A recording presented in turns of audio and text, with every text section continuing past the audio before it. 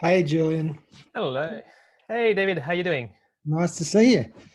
Nice to see you too. All ready? Yes, ready to go, mate. We're all. I went with the basic back black drop today. So Oh, awesome. And I'm assuming since your kids are over 20, they will not be running around in the background. no. I'm one home, and she's doing some other stuff, so it should be fairly quiet. Okay. I can't promise anything for my kids. No, that's all right. We're all used to it in this world, mate. At the moment, Yeah, I think so. I So can't guarantee that the dogs won't come barking in, but I've locked all the doors, so that should keep them away. okay, cool. All right. Well, thank you so much for making the time. So I'll just walk you through like the steps that I go through with my steps, just so you understand who my audience is and how I work. So I'm recording all of this because sometimes I've found that in a pre-show there's some gold nuggets that I want to reuse for promotion. So you can see the red light on. And you will see me taking notes all the time. Yep. That's because I try to look at, I'll take notes for the show notes, and then I try to look at the key messages that you're sharing, the key values that you're sharing, and then this way I can send this to my virtual assistant. It takes a little snippet, a video snippet of this. Yep. And then that's what we use to promote the podcast on LinkedIn and other social media. Yep. And so what's going to happen with those videos is I will share them with you as well. So if you want to share them on your own network, simply because on LinkedIn, doesn't like to reshare posts, they like native videos. Yeah. So if you see that those files are useful for you, then you can post them as well. Yeah. Great. So the audience is I do have some moms, but but in majority they're dads, right? And they're dads who kind of. I was going over a study this week, and there is 32% of dads who are like traditional dads who they're breadwinners and the moms should be the caregivers and they're happy, right? So they're not listening to this podcast. And then there are the dads who are like, I think the study was calling them the egalitarian dad. I'll call them the modern dads, right? I think everything should be shared. So the breadwinning and the caregiving should be shared 50-50 with the wife. And they do it and they're happy, right? And then we've got 55% left.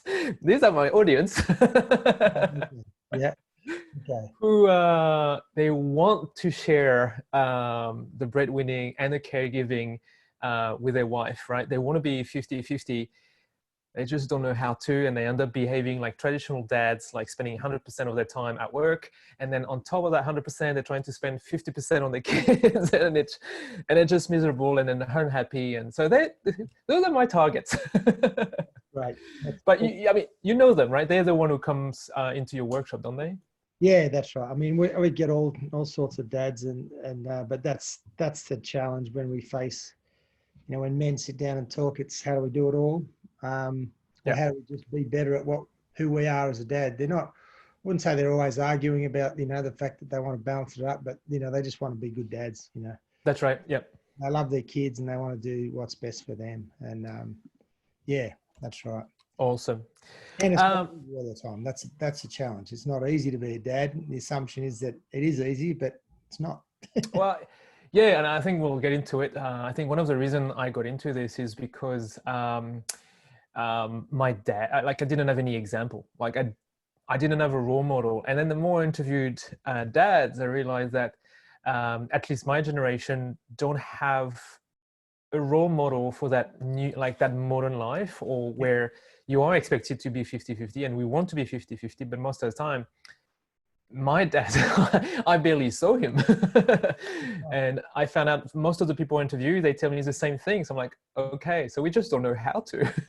There hasn't been a manual written on it yet, and yet there's some wisdom in there. There's some classic old wisdom, which is the same that comes all the way through.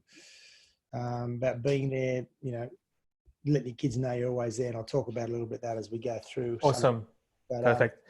Yeah, that's right. Our dads never had computers and technology, so they haven't taught us how to use computers. That's true. Yeah, that's true. Yeah. And that would be the biggest practical stumble I found. Oh, I like it. Oh, yeah. Let's talk about that when we get there. Okay. So basically the podcast is about how to write those different pages of that manual. So each dad comes in and say, hey, this is one of my page of the manual, and then we try to put it together, and basically so it's a lot of practical stuff with practical examples. And so that my traditional question that you would have received, and we'll spend a lot of time on the fathering project and potentially the fathering channel, but I'll introduce you.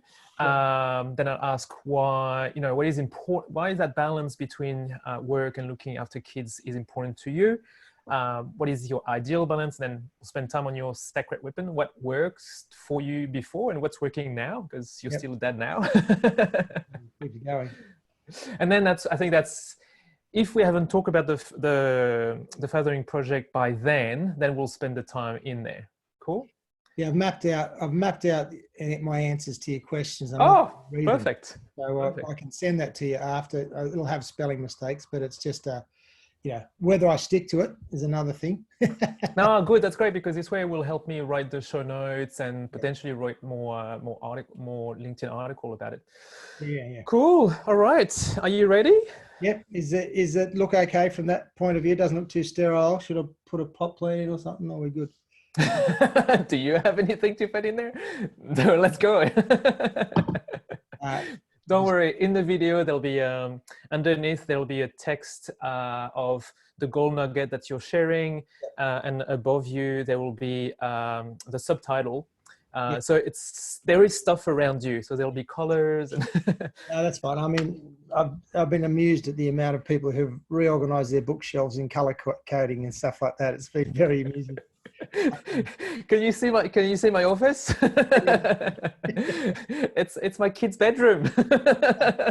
We're all working from the same space. So I did make my daughter's bed. That's all I did. That's right. And I always laugh when we have our Zoom meetings as a team. Everyone has one cupboard door open, and you go, yeah, exactly. We're all the same. Oh, mate, because I teach online, so I've been teaching online for 8 years at university, and in the early days, you will see like racks of underwear like in the background, and you're like, no. No awareness of what you're producing, what you're sending.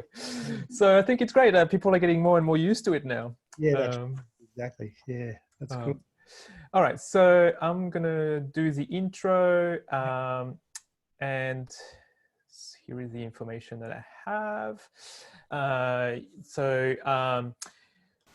You work with, I'm going to write it down. So I'll say training and partnership manager at the Fathering Project. Yep, that's correct. All right. And I'll say that you're a father of 3 and your kids are all grown up, 25, 22, 17. You've been married for 33 years. And then I'll get you to introduce us to them. Like if you want to give the name of your kids as well, it makes it more personal. Yep. Cool. And that's it. So I'm just going to record when we start. We start at 9:30. Oh, can you see the timer on the top right corner of your screen? Is there a scan timer? No. No, I was wondering. Okay, so it only shows to me. Cool. Yeah. All right, 9:30. All right, everyone, welcome onto this new episode. And I'm lucky to have David Forrest with us. David has 3 kids, but they're all grown up. 3 daughters, 17, 22, and 25. Yeah. And he is the training and partnership manager at the Fathering Project. How are you doing, David? I'm doing well, mate. I'm just getting used to and adapting to working from home like everybody. And Yeah, just before we were talking about background, how David and we spent an hour just preparing our background, so it makes it nice. Your black sea, so just shut the cupboards. So do you want to introduce us a bit more to your family? Yeah. So basically, I've been married to Justine, my wife, since 1987. I'll let you work out the maths. I think it's something like 30 plus years, 33. I'll leave that up to the viewers.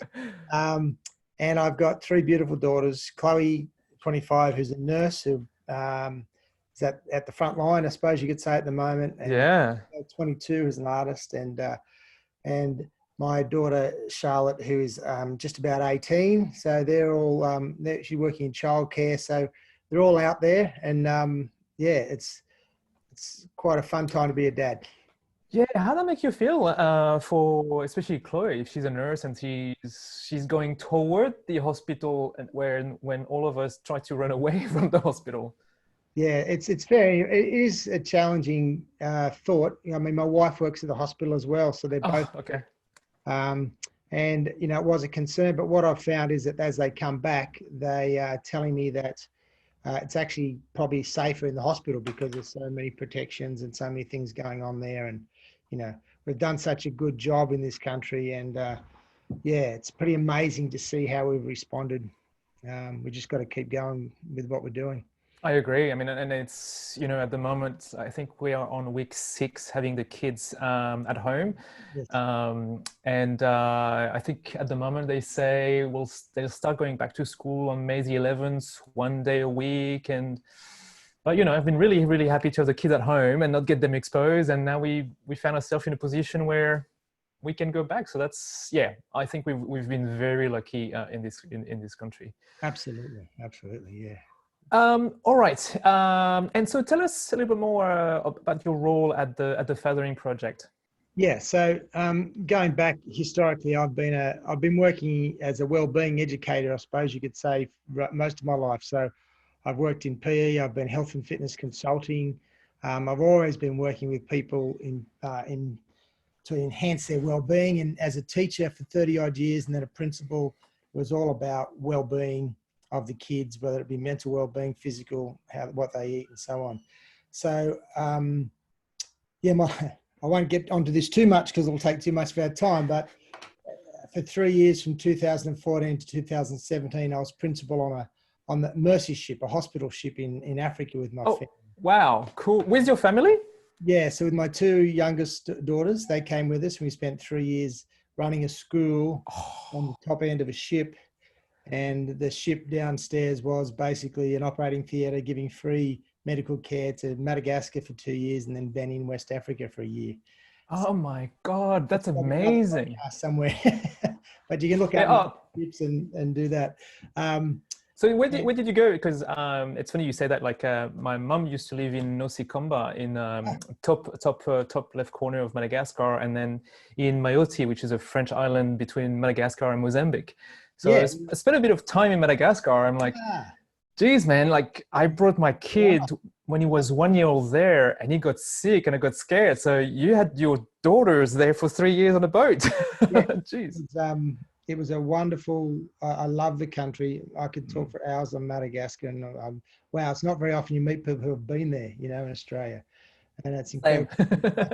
I've been there and you've got connection there. And it's an incredibly beautiful place, but it's one of the poorest nations in the world. Yeah. And I have honestly some friends there at the moment that are really struggling because they've got COVID too, and they don't have nothing. They have nothing. They're down their super. No, I mean every time I go there, you realize they live for the next day. That's it. I mean, they just plan for the.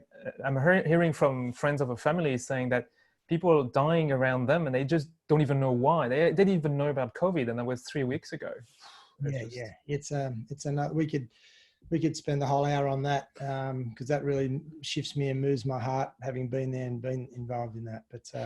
But I do think for me it had a huge impact because I was seeing how the family there was looking after the kids, and actually the dad was really, really involved in this family, like working hard during the day but really involved also at night. And I'm like, hang on, he's really working hard and still present at home and playing with his kid at home. So for me it was a big influence.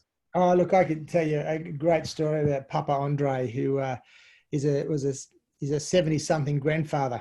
And his daughter says to him, Papa, you know how every Saturday we would go fishing? He says, yes, my daughter. Papa, I can never remember catching a fish. I says, no. But do you remember eating the mango? Do you remember swimming? Do you remember? And they just rattled off all these memories, you know, and said, that's why we went, my daughter. So we would have memories. Fishing was just an excuse. Just an excuse. I use that when I talk to dads in Australia, that it's about making memories with your kids. Yeah. It's not about all the great things you give them and what it is. It's about, well, yeah, I was going to talk a bit later, but I'll talk about it now very quickly. Go for it. Debate often is between quantity and quality parenting. And, you know, quality might be give your kids tickets to One Direction or Wiggles or whatever age they're at. Yes. A cruise. We won't want to mention that at the moment. But that's the big quality.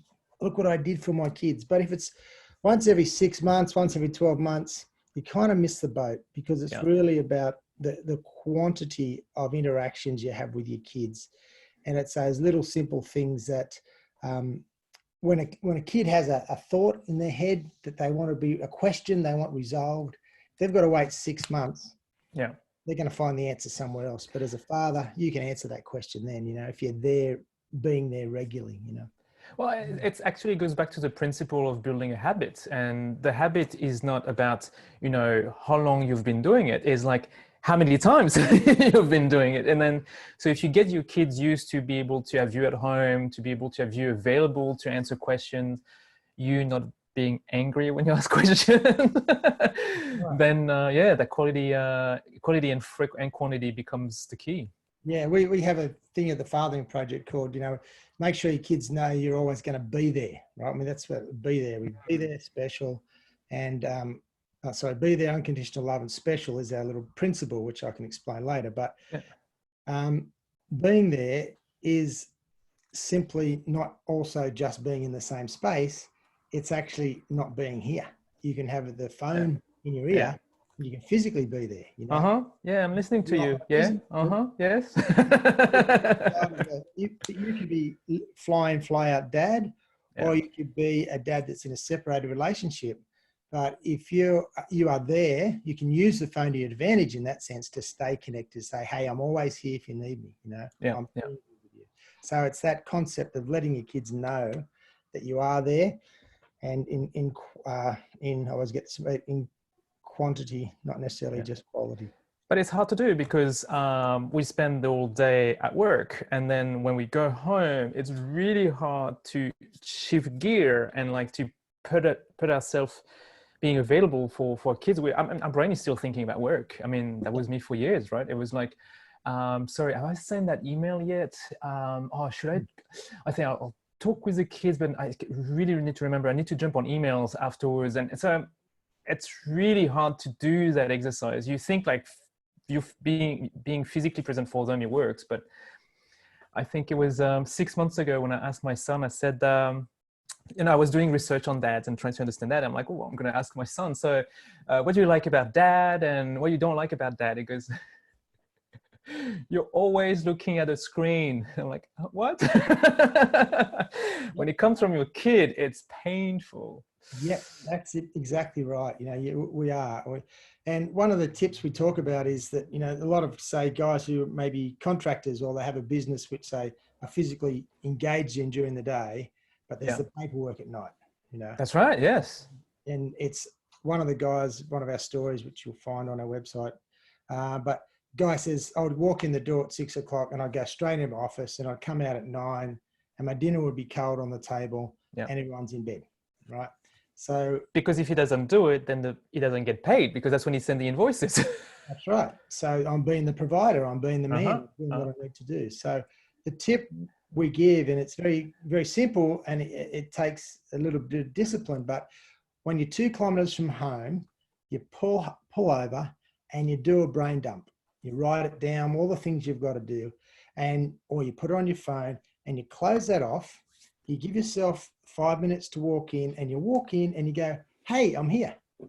And then you go back to the office when everyone goes to bed, because you've still got to put that time in. But you don't want to be sitting around at 9 o'clock at night with all your work done and no one else to talk to. You know, you've got to balance that out. And the story goes with this dad's very interesting because he did that and he got the idea from us. He walked in, he went, "Hey, I'm here," and the kids, Like, who's that? but he got disappointed with that. But he went back to the fathering project guy told him, and he said, "Mate, give it 6 months." Yeah. Because change, like you talked about habits, change doesn't happen in an instant.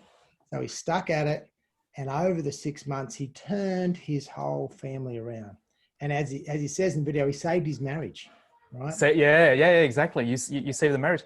What I really like about this advice, because we talked a lot about this on the podcast, but the key here is you say when you're 2 kilometers away from home. I mean, that's your trigger point. And I think we all need a trigger point because like, oh, hang on. No, if I do it while I'm on a bus, I like to do this on the bus. No, you're saying whatever you're doing, 2 kilometers before you get there, that's when you start opening your book or your phone or voice recording, whatever you do, wherever you do it. That's beautiful because we're always going to be 2 kilometers away from home. And we've all got 24/7. It's how we use that 24/7. Exactly. So we often say is we're fathers first. We've got to remember we're husbands, mostly, or partners, but we are fathers first, right? And that's the most important job. And if you keep that as a principle, coming back to I'm a father first, what's that major component? What's that major thing I need to do in my job? So talk about this. That's about, having the balance between being a father, a spouse, and being, a good professional. So you're saying we're father first, right? So why is that so for you, and why is that so for the Fathering Project? Yeah, it's a thing we did around Father's Day 1 or 2 years ago as a bit of promotion, and we've got guys on LinkedIn and to put. You normally have, CEO or plumber or welder or whatever your, marketing guru or whatever your title is. Said, well, look, why don't we put fathers first? I'm a father and then I'm all that stuff. And we had a number of people across the country put that there. But it's just, again, like you said, that 2 kilometer cue. It's a cue to go. Yeah, I like it. It's 6 o'clock at night. I'm still here. Maybe I should be getting home a little bit earlier, or maybe I should be using my time in a better way, or that priority. So it's just another little trigger that goes, I'm a father first. Okay. Hey, even it might mean just ring up and say, hey, look, I am late. How you going? How was your day? Or, what's your favorite thing that happened? Whatever the questioning is you want to use. I like it. It's funny because on LinkedIn, I've been reaching out to a lot of dads. And one of the ways that I've been doing it, and I've been searching for dads who put dad in their job title. And I have found a lot. I was like, this is amazing. And so now I know where it comes from. Yeah, that's right. And that's what we really hope that would stay and stick. And we I like it. Yeah. The month of September, but I know a lot of people have left it in there, Yeah. But why is that important to put dads first? Why do we need to prioritize fatherhood? Because that's what you're saying, right? By being dad first. Yeah. Well, the Fathering Project is predominantly a research-based organisation. And the research, and it's on our website, and you can go and look at the actual research articles, and we've got researchers. Just go onto the tab that says research and dig your way down. There's plenty there. But to summarise all that, and we've got literature reviews there that summarise it all. Boil it all down. The research says when dads or fathers or father figures are engaged and involved, they are effective. And they're effective about creating better well-being in their kids. And that's really our mission, to get dads to be involved and engaged. We know the research says when they're involved and engaged, they will be effective at creating greater well-being outcomes for the kids. That's what fires me up. Too many kids over the years fall through the cracks, and you can often go back and say there's no significant other, there's no father or father figure that's been there and said, stop, mate, come back, But that's a heavy weight, isn't it? I mean, you will simply produce better well-being for your kids. That's what I want to do, right? But that's a lot of responsibilities. Yep. Oh, absolutely. But you won't always get it right. Yeah. And your kids, and the other thing, one of the strategies you were talking about, what is one of my tools and strategies, might come a little bit later, but yeah. You won't always get it right. But if you're putting in that quantity of time, you will have a relationship that will go through that season. Yeah. So is there an ideal balance? So what for you is the ideal balance between work and, like, you were a principal at school for so many years, and you had to look after your kids. I mean, my mom was a principal at school, and like she had barely time for me. Like, that's so demanding. So what was your ideal balance at the time? Were you actually doing it? Yeah, well, I was fortunate to have my wife in partnership with us. So we actually worked hard on getting that together. We really used the school holidays as a time to reconnect as a family. But when there was just times when it was busy, and there's no hiding that's the reality. But having a meal time together, right?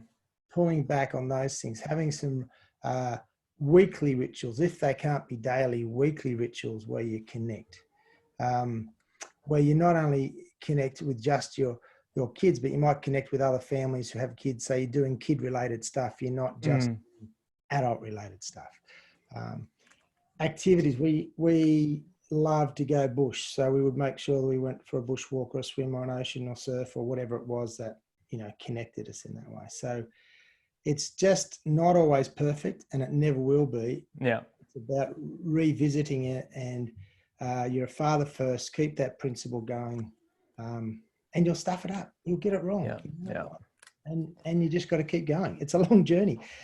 When do you stop becoming a father? Never.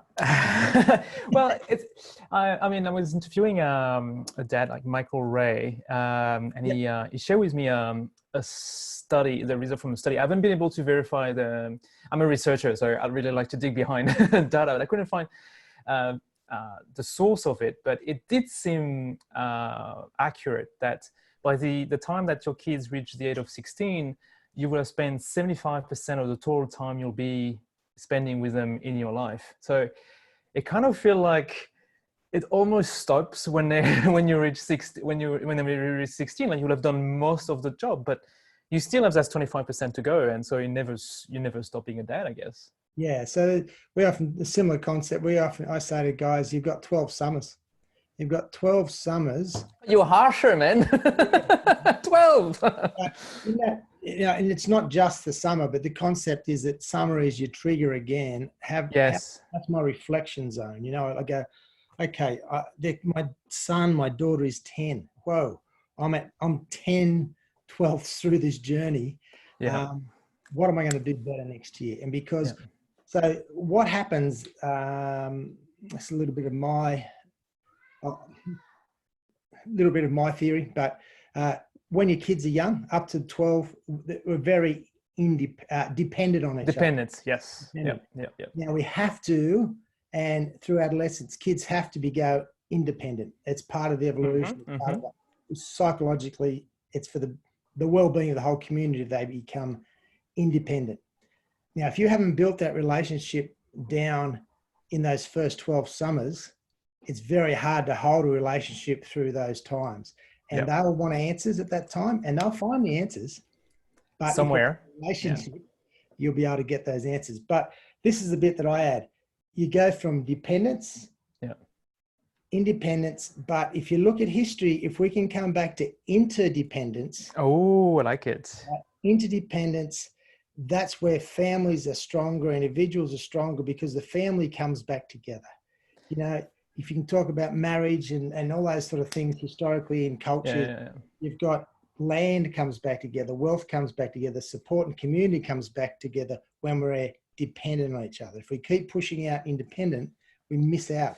I like it because it feels frustrating. Like I'm loving this stage. Like my oldest Tayo is 10, and my youngest she's 7, and like 12, and then they have to let go and be independent. But at least now you're giving me something to look forward to, which is afterwards the interdependence. Because and if you want to take it to the other end, what do you want to do at the other end? You might make $1 million and $1 trillion, whatever, but at some point, if you're fortunate enough to live a long life, it'll just be you as a father and a suitcase walking into an old retirement home, and wouldn't it be great to have your kids walk you in there? Yeah. Because the rest of it won't matter. Yeah. No, exactly right. I mean, even if the nursing home is made of gold, it won't matter. There's a lot of lonely people bouncing around in nursing homes because they haven't got relationship with their kids, and that's what get a bit emotional, but it fires up the work I do, because it's about building a relationship with parents and kids. My mum and dad are isolated at the moment. We're looking forward to the weekend we can actually connect with them again. Yeah. No, and I can relate to this. I mean, I think my grandmother died about 3 to 4 years ago, and she was back in Germany. Yeah. Because she's German. She was German, and my dad was in France, and he will go and see her maybe once every 3 months. And I'm like, if he's not showing me, if he didn't have that relationship himself, now I understand why he didn't have that relationship with me either. Like, I could see it in my dad. I'm like, fuck, I don't want to be like this. Like, I don't want to, if I look at my grandmother, like, die on her own, and actually all she wanted to do was to die, because she had lost her husband, my grandfather, 3 years earlier, and she just wanted to go, and there was nothing to hold her up. We haven't lost it for good. We have lost the concept of community because we become independent and want to push our own way. That's it. Yeah, we become independent, and because we get our job, and then we get money, and then we can buy our stuff, and I think we forget about the interdependence. Absolutely. I think my wife and I, we got that when she's from Japan, I'm from France, and now we live in Manly in Sydney, and we built out a little network in Manly with Tayo when he was born, which was really good. We could rely on each other on the mom, 3 moms groups, right? Yeah. Who I never heard of fathers group, so we can talk about that, right? And then when my daughter was born, and there was a big accident at birth and all that, she's now in a wheelchair with cerebral palsy. Okay. But at that time, the whole network of friends really came to support. But at the same time, I realized, oh, wow, my in-laws are in Japan, my family is in France and Madagascar. I need them. I was so happy to be independent. And then got a kick in the gut saying, hey, I need them. And it's one of the other things that really fires me up, but building community of men, yes, and fathers and father figures in schools.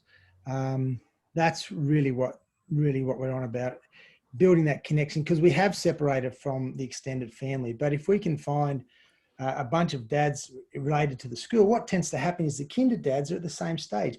And we go through that journey for 6 years. Yeah. And you build that relationship. And then when you get into high school and your kids go off to the bigger school, you've got another set of eyes out there watching them, because you're local community. Whereas I lived in a small town on the south coast, Tathra, for 14 years when we're growing up our kids. So that's our in many ways it's our country. We're not Indigenous, but so we have a connection. But in that small town, we would take 45 minutes to go from the surf club to the water, because we would talk to so many people. Yes. I would get a phone call at home saying, can you come and get Patch, your dog? Because Patch, whose dog was Patch, right? Whose dog was down there. So when the kids were walking, there was eyes and community on them. And I think that's a really beautiful thing about living in the country, but it's something we can build again now. So tell us about, how do you build this community of men at school with the Fathering Project? Yeah, so we typically, it starts with going to the talking to the school principal, or it might be a dad comes to us and says, I want to set it up. Yeah. And then we have a conversation between the principal and the dads, and we say, look, we'd like to set up a dads group in this school. We typically then invite the community to a launch, and we talk about what we do at the launch. And cutting it sort of short for this, but in that process, we get them to say who wants to form a dads group, get a small group together, and then we run the events, one event a term. That's how we roll it from there. But what we do on the first night of that launch, Mm-hmm. and this is the key trick or the process. It's not a trick. It's just a process. This guy's sitting there and I say, guys, we've got two things in common. Yeah, sorry, you've got two things in common. We're all fathers, all father figures, and there might be uncles and brothers and stuff in there. And you belong to this school. So I want you to say hello to the guy next to him, tell him your name, because I know you're a father. I don't care what you do for a living, right? That's irrelevant. You're a father, and who are your kids? So the conversation starts at that level. Hi, I'm John, and I've got Sam in year 6 and Sarah in year 3. My daughter's in year 3, and there's a connection there, right? Yeah. And so they start that connection. Then we talk some more. And then I come back and I say, all right, all those who have kids in kindergarten on that side of the room, so it mixes again, and they find their tribe of kindergarten dads. Yeah. Then I say, guys, I say to the kindergarten dads, having any challenges with being a kindergarten dad? Yeah. And I point across the room and I say, see those guys over there? They've been there before you. They've done it. Right? Nice. So in this space, the Fathering Project's facilitating this night, but we're not the keepers of the wisdom. Wisdom is here in this room. Find you guys, make a connection, mentor each other. And if that K group of guys goes year 1, 2, 3, 4, 5 and keeps that process going, that's how you build community. That's a really good start, because I'm picturing my school, and I'm like, so one of the big changes I started to do drop off and pick up, but the key difference was I will stay there, like not doing the drop off at the gate and like running to work. I'll make time and make sure that my appointments are much later. And then as soon as I did that, I walk into a brand new world. I'm like, where am I? And as a dad, you look around and it's intimidating, because, well, there's a lot of moms and not a lot of dads. And in the back of your mind, you're like, are they all unemployed? Is that why they're here? That's the only reason? Like, a lot of things come through your mind, and then you realize, no, they all decided like you to make it a priority, dumbass. Oh, okay. What you're hitting on is awesome, because this is a key thing we talk about. Men need permission to step into the school space. Yes, that's true. Yes. And it's perceived as a female domain, because the women have already connected there and done a great job. And we're not about stopping that, because it's important to keep that. But we'd love to see it more 50-50 instead of 80-20. Imagine it was 50%. You're being generous, 80-20. 80-20, you're being generous. Exactly. I'm using the old Pareto principle. But it's about family engagement. It's about partnerships with the school, and that's one of the things that's another part of what we do.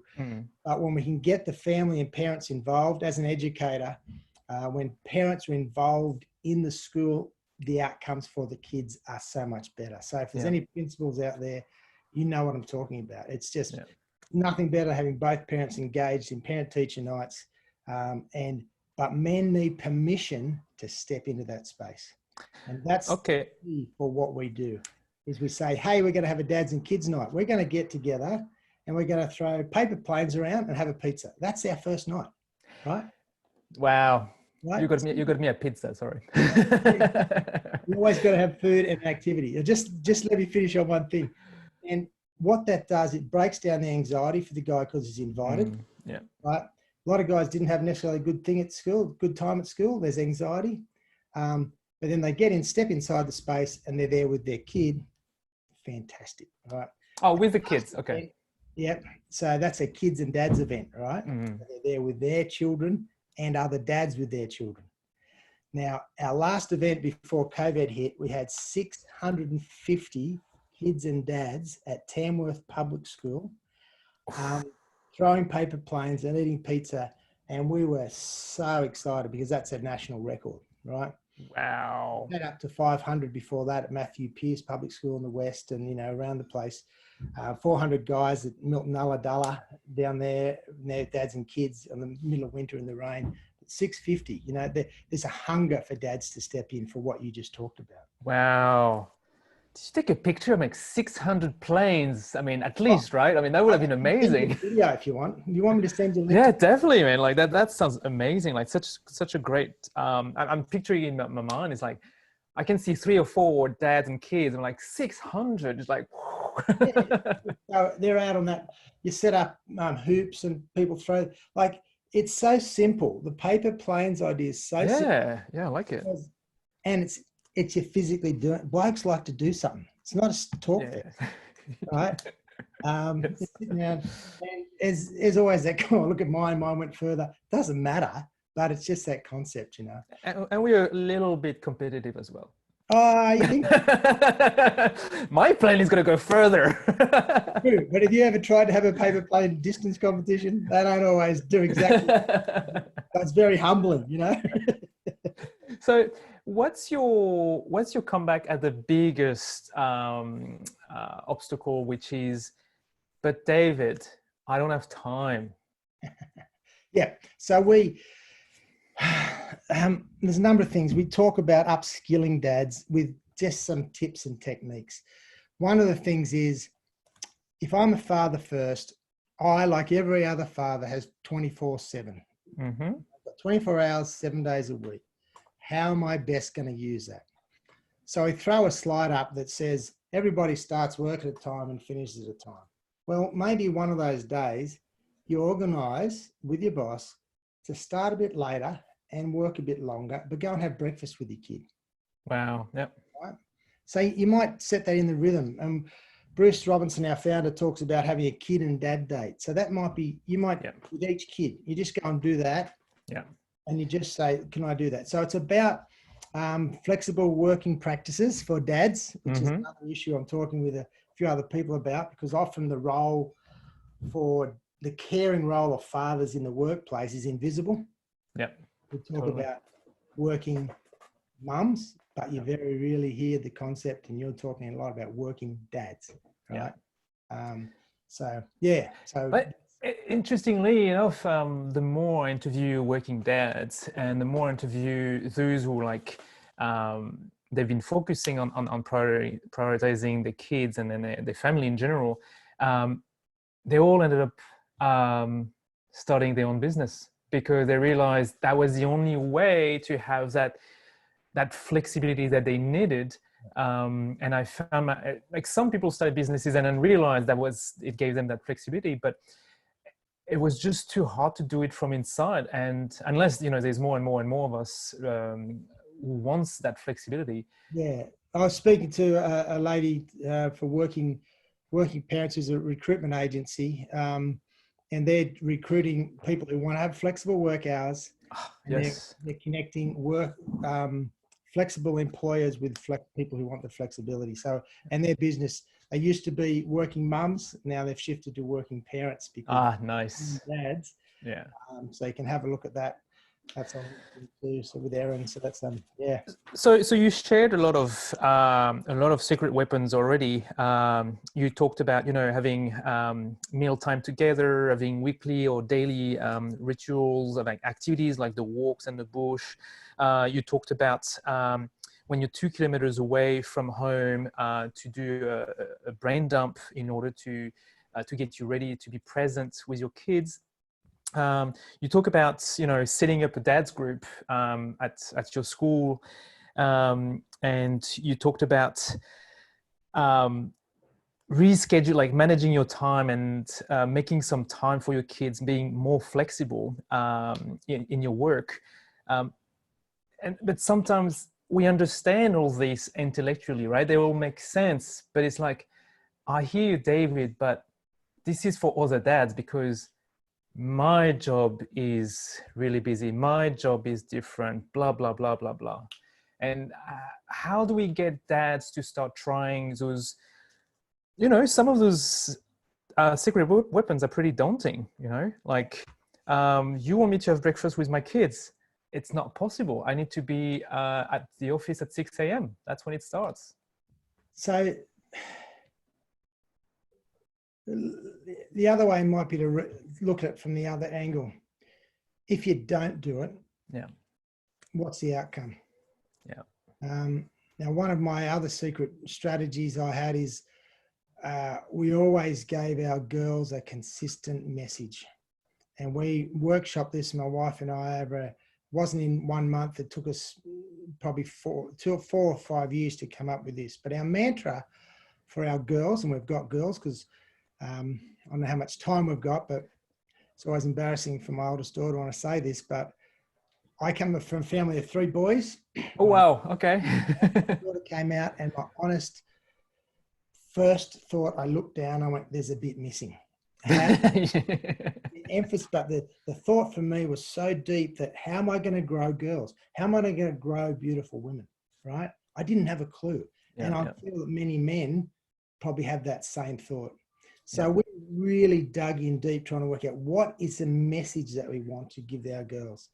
And over a number of times, and I won't go into the whole thing now, but if anyone wants to know, they can give me a call. But we came up with the mantra that girls, you are beautiful, clever, strong, loved by God, mum and dad. And that's, you have, that's who you are. And you are beautiful, you are clever, you are strong, you're loved by God, mum and dad. And it's let me just articulate that a little bit. The beauty wasn't skin deep. It was coming from character. You were clever because you listened to wisdom and you actually listened. You were strong because you had resilience. And you're not swayed by just what anybody told you. And you knew you were loved and that you had a future. There was more going forward. So I've actually unpacked. Wow. But I said, that sounds fantastic. It took us years to get that right. What it sounds like you build their own affirmation, right? Because if we were using that mantra, well, they were affirming themselves and they were realizing that you put value on them. Because I'm sorry, but maybe I got the mantra right, but you didn't mention work in there. Beautiful, clever, strong, loved, right? Beautiful, clever, strong. Because clever is working. That's all, that unpacks under there. And strong is not being the toughest girl on the block. Strong is being resilient to know that I've got to work to get to where I need to be. I've got to study. I've got to. And the clever isn't about the 100%. The clever is about taking your abilities and your gifts and doing the best you can with them. Because, all our kids are different, mate. And you know that. And and as you've got your daughter, like that's the expectations are going to be different. Yeah. Oh yeah. Yeah. 100%. And you've got to go, well, you know what? You are beautiful. You are clever. You are strong and you are loved. And this is where you're going to go because I see in you these things, Yeah, I can see the power of it. And it's, you picking on the example on my kids, and it's hard also because we put so much attention on Saya because, well, we're trying to help her to walk one day, like she's 7, so there's a lot of effort and therapy. But at the same time, we want to keep telling Tayo that we love him. He still is as important as her, even if, we've always tempted because he's younger. So there's always, like, oh, but she's the youngest, right? Yeah. So then on top of that, she has more needs. Yeah. You want my other secret weapon for that one? Go for it. The bus principle, be there for your kids, love them unconditionally and tell them they're special. So yeah. Right. But the special is, and this is what I really want to unpack. I say to dads, don't just tell your kids they're special. Don't slap them on the back and give them a Disney toy and say you're special. And what I want you to do, dads, is I want you to stop, step back. I want you to take a month to watch and see how special and unique your children are. I made the mistake that all 3 of them would love what I did. They all want to be surfers, and that's what I pushed. And I got a rude awakening one day when I realized they're all different, right? So take the time, step back, watch. Then write down what it is that makes them unique. Then reflect on that and go, with this uniqueness, how can that be used in this world in the future? Yeah, yeah. Now, what you're doing there is you're giving your kids hope. And here's the final bit. It's all good to have that in your head, but do your kids know it? You have a kid and dad date, you take them out and you say, hey, Sarah, I've been watching you. I've been looking at you and this is what I see. Here's your beauty. Here's your artistic ability. And I believe in the future, you're going to bring grace and beauty to the world, and your paintings are going to either hang in people's homes where they're going to love it, or the great halls of Parliament, and they're going to inspire people. Wow. And that one-off thing. So you've got to give kids, you've got to find out who your kid is. You've got to articulate that and think about where that's going to take them, and give them their place in this world going forward, and then share it with them. That's my other strategy, mate. Wow, that's awesome. Please tell me it took you forever to come up with this. Look, in a very, for a time there was only 2 of us in New South Wales who were professionally employed in the fathering space. Okay, yeah. And so since 2017, Sean and I were the only ones in New South Wales. So we've been doing it for a few years, but the Beautiful, Clever, Strong developed over years of fathering and parenting. And I've always wanted to share that. And so I have had the opportunity in this job recently to do that. So yeah, I've had a lot of time to reflect on the role of fathers. Yeah. And I made a lot of mistakes as a father. That's the other thing, right? Yeah. I never get up and say that I have got it right. I stand up and say, I'm just a dad like you, and I'm still trying to work it out. I'm still trying to work out what to do with phones, how to manage cyberspace and communicating with the family. So you talk a lot about, use the word reflection a lot, right? And the problem with reflection, is that it means a lot of different things for people. So could you walk us through, maybe you can use the example of, about telling them how special they are, but reflect on it first. How do we practically reflect? Does it happen like when we're swimming in the water, like it does for me? Or do we have to, take our journal and start writing things on it, like we see women do that on TV, and little kids, or how does it happen at the pub with other guys around a beer? So we talked about how we use time. Mm-hmm. We all have 24/7. And it's our intentional use of that time. If you want to be a good dad, you're going to have to take some time to yourself. If you want to be a good dad, and you're fortunate enough to still have your partner with you, you've got to take time to nurture that relationship. And then, whilst you're a father first, that gives you space to share your thinking in that space. So let me take your example of, the guy on his own. You need to, I love the water. I swim, I surf, I ride. That's what I think. Sometimes, but sometimes the shower is my thinking space. Yes. Too much hot water, but it's no interruption. It's something I do every day, and it's something that I can focus on reflecting, I suppose, to choose your word. But it's about, and don't try and do it in like, I'm going to take a whole week off and reflect. Try and simply go, righto, well, if this is something I want to do, I'm going to take the shower in the morning to think about my kids. And it might be a 2-minute shower. That's where your intentions is clear. Exactly. Yeah. Or I'm going to stop 2 Ks from home. Yeah. And that's when I'm going to reflect on my role. We're fortunate where I live on 900, 800 meters from the coast. So I love to go to the car park on top of the headland. Instead of coming straight home, and I sit and I just look and let the nature absorb the view to take in. Sometimes I swim, sometimes I just sit in the car.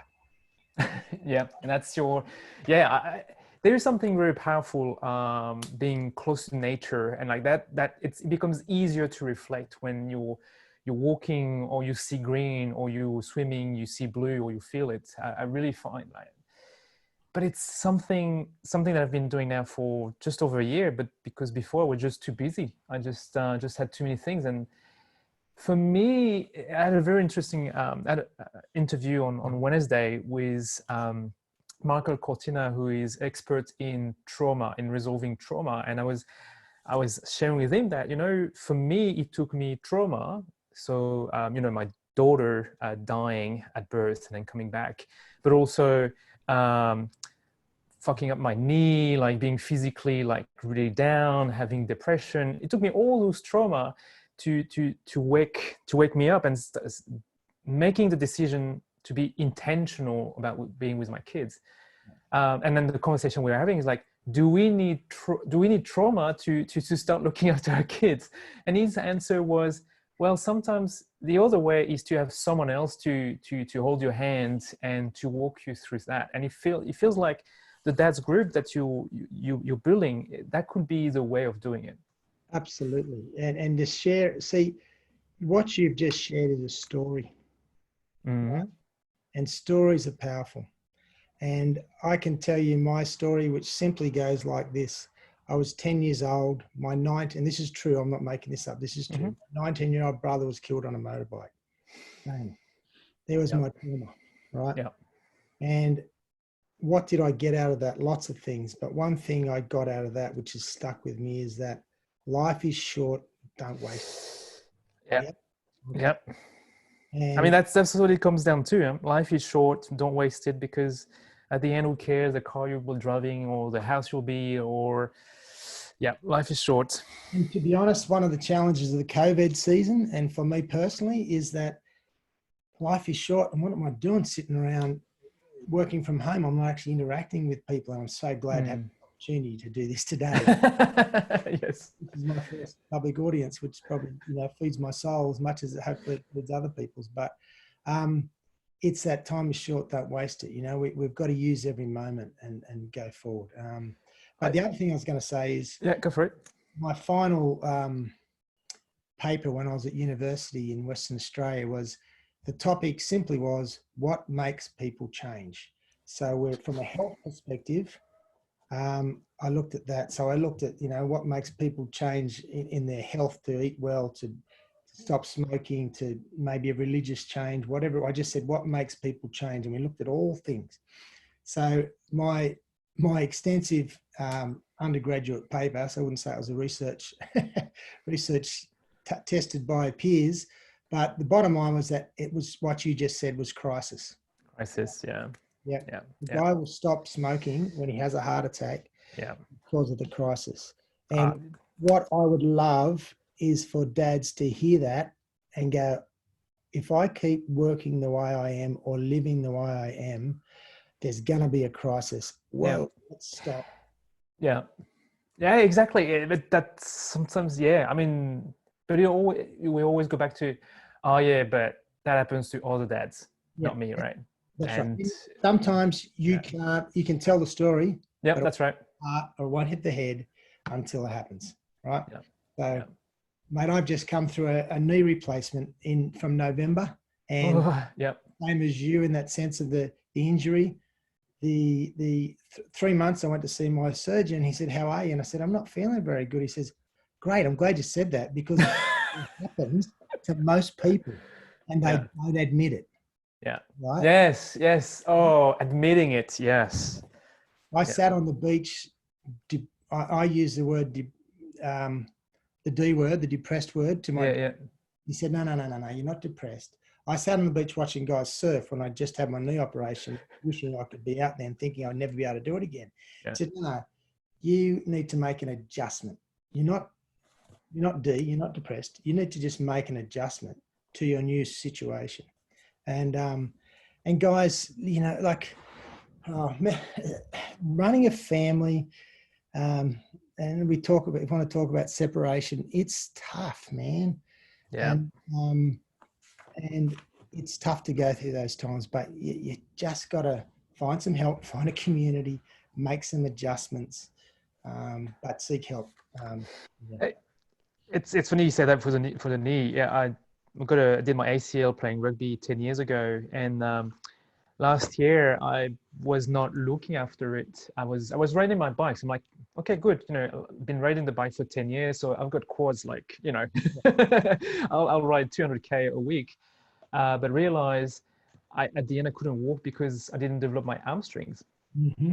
And I came down to the point of not being able to walk for 6 weeks. And I'm like, oh, okay, that's, you know, I was riding my bike everywhere. I could ride the bike, but I couldn't walk.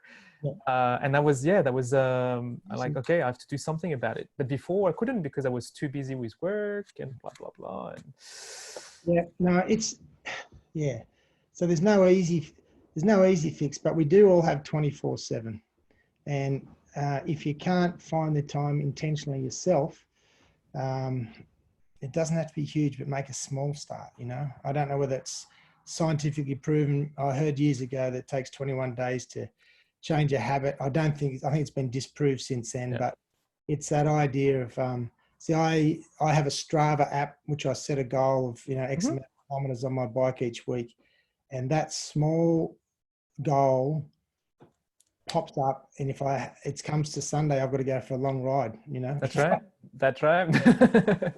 It's like you said, your journal, but that's a good use of technology. I love it. Yeah, I've got, I swim, I do the Bold and Beautiful, and there is, you can record your swim with them in the app, and then there's a ranking, and then you're like, okay, I just, you know, I want to at least maintain that rank, so I have to at least swim the same amount, and if I want to go further, if I want to be ahead of that ranking, and like people have been swimming for 10 years, so like you to catch up, it's tough. But like I said, I lived in Tathra, and Tathra had a swimming race called the Wharf to Waves. It started this year, would have been the 19th, and it was cancelled because of fires. I've done every single one. Oh, nice. In that 19 years, and I was hoping to next year to be the full 20. Even when I went to Madagascar and Benin, I had my own 1200 and 600 race over there on the beaches over there, and I filmed it and sent it back. So I've consistently done that every year. But I'm always just outside the top 10 in my age group. I'm still just almost as fast every year. So at least I think if I'm staying, I'm getting better. But it's those goals, you know, it's those the simple things that you need to put in place to keep you focused on what your role is. And as a dad, it's, you know, you're a father first. What are the things you need to put in place to keep you bringing back to that principle? I've got 24/7. What am I doing to be upskilling? And yeah, this is one of the other things I was going to say as we got further down, but the Fathering Project and the Fathering Channel, bit of a plug, but we are all about upskilling fathers to be better fathers, and there's heaps of resources there. So maybe one of the things you do there and just say, right, I'm going to pick off either the weekly tips from there or join our Fathering Channel, whatever. But this is another little interesting thing, Julian, that I would often say, how many of you, put your hand up, guys, and have 150 people in the room, how many of you had training for your work? 100%. Exactly. How many had training to be a dad? Now, if I get 10%, I'm doing really well. Typically, it's about 1 or 2 dads in the room of 120. And I say, well, it's the most important job you've done. You should at least do a first aid course. You know, you should at least get some training. And that's what we're trying to work towards in the Fathering Project, upskilling fathers for the well-being benefits of their kids. You know, we want to make a change to, you know, we've got the ability, if you can imagine the population of fathers that are out there and they all stepped up 10%, we're all going to have less crime. We're going to have less mental health issues. We're going to have happier kids.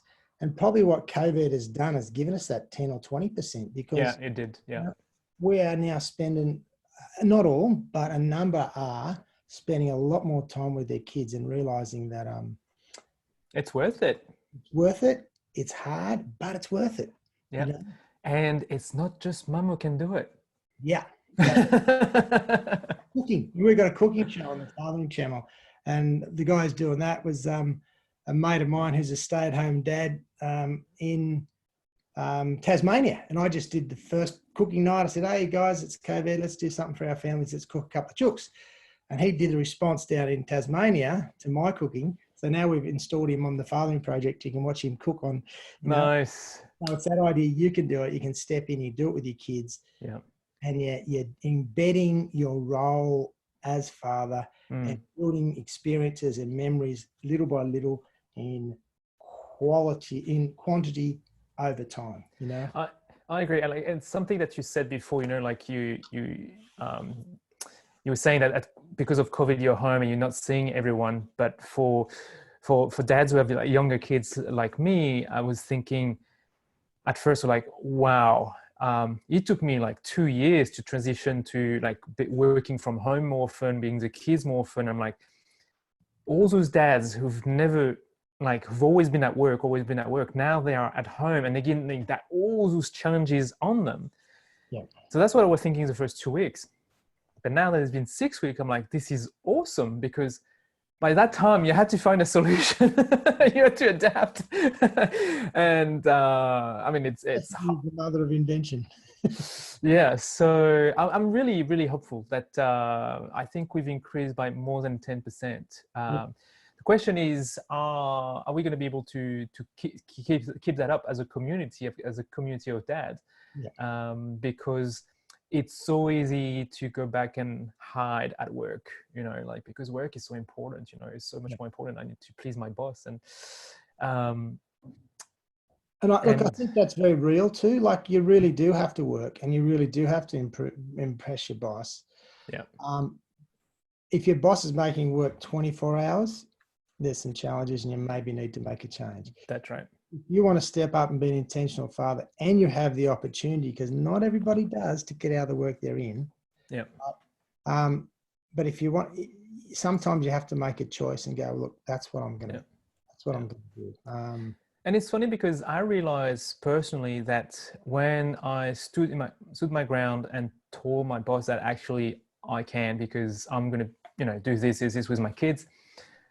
And the answer was, oh yeah, no worries, mate. I'm like, what? Like, I was making more obstacle in my head than my boss actually was actually behaving. So yeah. Start the conversation. That's the other having thing. The conversation. We want to start a national conversation about fathering. That's what we're trying to do. And that goes to your workplace, goes to your boss, goes to your mates. We've got another thing coming up, launching today, pretty much, or over the weekend, called 2 Calls to Dads. And what we're encouraging guys to do is get on the phone, ring up all of your mates and go, hey, how you going? Right? Yeah. And mate, we'd love you. And guys they tell you what's going on when you ask that question. Sometimes I say, yeah, mate, all good. But if you sort of push a little bit, they start to open up. Yeah. And then hopefully they can take that on to other guys and just get that checking in with each other, Nice. All right. So we're going to come to an end, and I think we're going to make this podcast a 2-part interview. But so tell us, what could you leave the audience with? And maybe that's simply the URL of the website, but what do you want to leave the audience with? Yeah. I want to leave you with 3 things, because you sent me the question, so I really did write this out. But I've written it in 3 parts. Number 1, there's 3. The research is clear that when fathers and father figures are engaged and involved with their kids, they are effective, right? And that's what we need to remember. When we get involved and when engaged, we will be effective. There's no right or wrong way to do that. Just be there. Our vision at the Fathering Project is pretty simple: that every child in Australia have an effective father or father figure. So that's number 1. Step in, step up, dads. It's never too late to start. The second thing I want to leave with guys is that upskill yourself as a father. I've talked about that a bit already. And I've said about that less than 10% have done training as a father. Upskill. There's help, and that's at our website and the Fathering channel. You can get lots of resources there. And lastly, we really need to support each other. I will mention that the Fathering Project is a not-for-profit organisation, and we're happy to take any donations, large or small. But get that out of the way. But we need to support each other as men, as fathers. We need to form groups of dads around the country, whether they're in schools, whether they're in your workplace. whether in your sporting club, we can help you do that. But find a group of dads, get them together and talk about their role as men. Maybe share something you've seen on the Fathering Project channel or anything. It doesn't have to be just from us. Get together and talk about your role as dads and support each other. Check in. You could join our 2 calls, 2 dads, number 2 dads, and just check in on someone. And that could turn out to be a group of 5 or 6 guys that support each other. So cool. When does it start, the 2 calls to dads? It's pretty much starting, like, I'm waiting for the text now to come. It'll start pretty much today. Okay. That's pretty perfect timing. We're just getting everything set up on the, so basically what happens after the call, say, mate, can I send you a text with a link so you can register? And you send them a text and there's the link and they register, and then they can go and they can do their own calls without registering. But the idea is it's just when they register, there's resources that the guys can share for themselves, or they can share with, now, what do you do if a guy says, I'm having a hard time? Well, so, and good question, but if you click the registration link, there's other links to how to support. And of course, there's always Lifeline, and there's, Beyond Blue and those things as well. Sometimes, you can always do that, but we want guys to be skilled to be able to help guys. And that's what the link is all about. Yeah. So it's 2 calls, 2 dads, number 2 calls, number 2 dads. Awesome. Cool. Well, send me the link once you've got that, and I'll push that in my network as well. Yep. And finally, if you're interested in setting up a dads group anywhere in this country, we've got guys all around in every state. Give us a call. Go to our website. Click on the message board and tell them Davo sent you. Just say, Davo sent me for the podcast, and we'll get someone to contact you. We'd love to speak to you about, if you've got 5 or 6 dads at your school, let's have a chat, and let's then walk into the principal's office and say, hey, we want to set up a dads group, and we'll go from there, So, so that's what awesome. Mate, thank you so much for the opportunity. It's been great. That was fantastic. No, it came,